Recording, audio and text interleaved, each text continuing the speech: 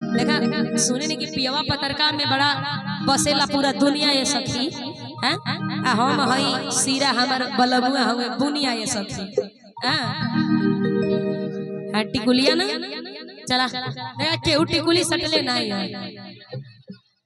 अबे होई लेकिन हाई सुनो अरे गइला दुबारा गइला रजाऊ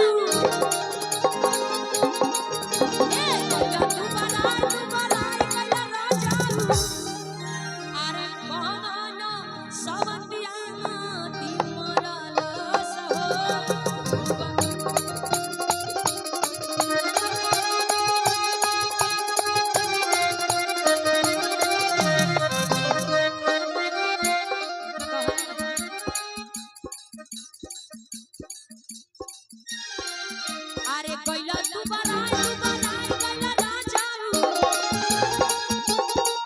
अरे गइला दुबारा गइला राजाऊ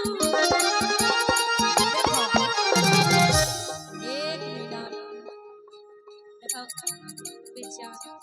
आई रे दादा हम लकवा मार देले हैं हम तो ये सोचे थे कि लोग ये न कहिए ई जमाना हो गई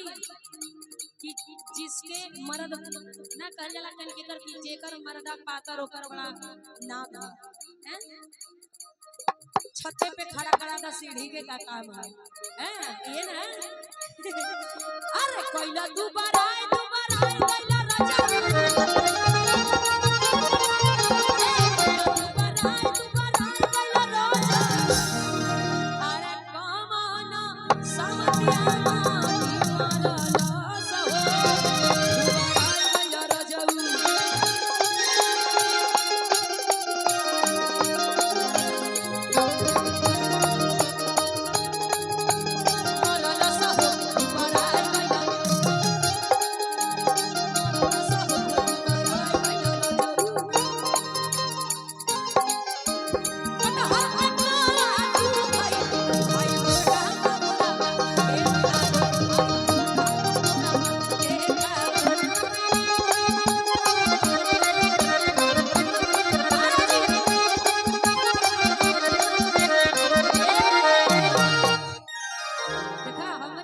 मशहूर वाला बिरहा में जहाँ से बिलोंग करती हूँ मैं मेरा ऐसा क्षेत्र है कि वहाँ पे सभी लोग बिरहा की बड़ी शौकीन है।